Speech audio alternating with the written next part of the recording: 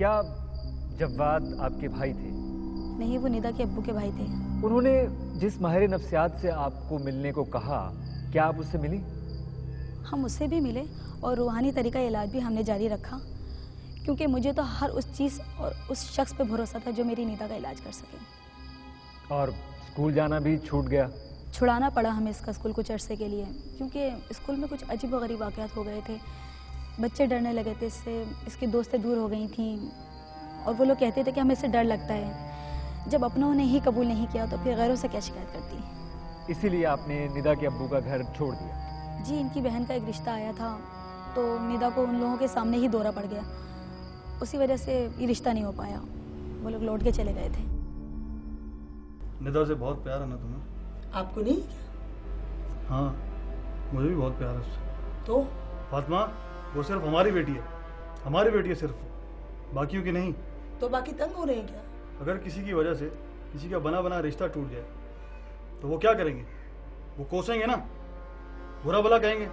आजकल अच्छे रिश्ते कहाँ मिलते हैं फातिमा? अच्छे घर तो मिल जाते हैं, हम अलग हो जाते हैं। क्या कह रही हो फातिमा? मैं अपने माँ बाप को छोड़ दूँ? क्या हम अपनी बच्ची को छोड़ दें? क्या कह रही हो फातिमा? दिमाग तो ठीक है तुम्हारा? क्या अपनी बच्ची को छोड़ दें क्या? हाँ, हमारा दिमाग खराब है। मैं और मेरी बेटी पागल है, भेज दे पागल खाने। यही तो चाहते हैं आपके घर वाले, और क्या चाहते हैं? देखो फातिमा, कुछ दिनों के लिए भेज के देखते हैं, शायद। बोझ बन गई ना मेरी बेटी। मेरी बात नहीं है फातिमा, लेकिन मैं कुछ नहीं जानती। अगर मेरी बेटी नहीं रहेगी तो मैं भी नहीं रहूंगी।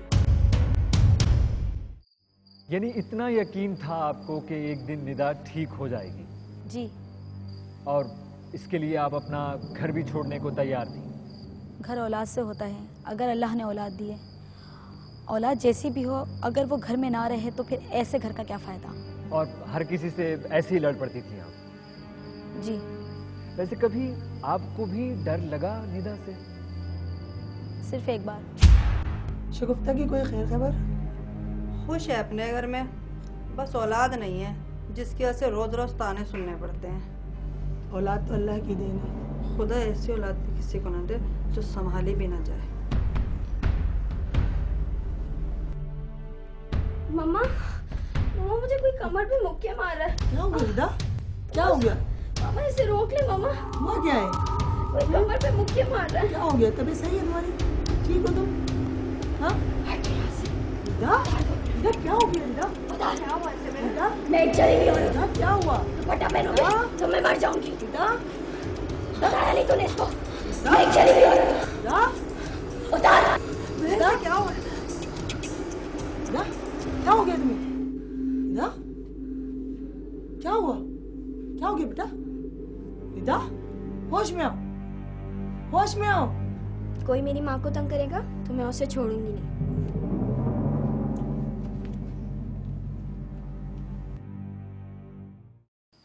डर क्यों लगा आपको?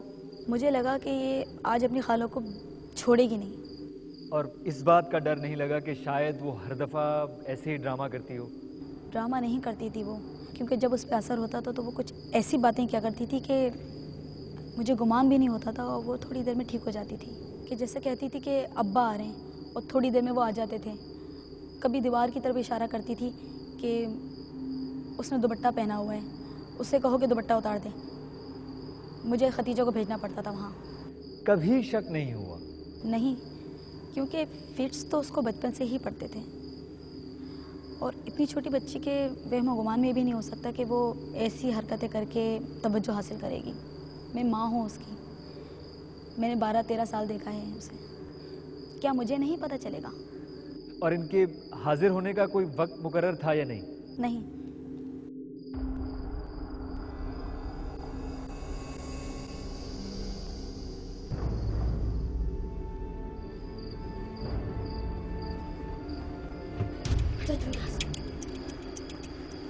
क्या हुआ खतीजा? हैं? नहीं, यहाँ पर सोना है। लोग उठो यहाँ से, जाओ यहाँ। क्या हो गया निदा? नहीं, यहाँ सोना है। किसे सोना है? उन्हें सोना है। किसे सोना है?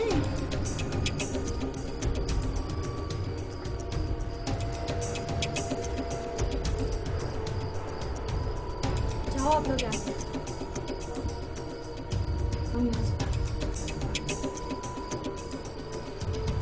मैं भी यहाँ नहीं सोऊंगी, मैं भी यहाँ नहीं। चलो।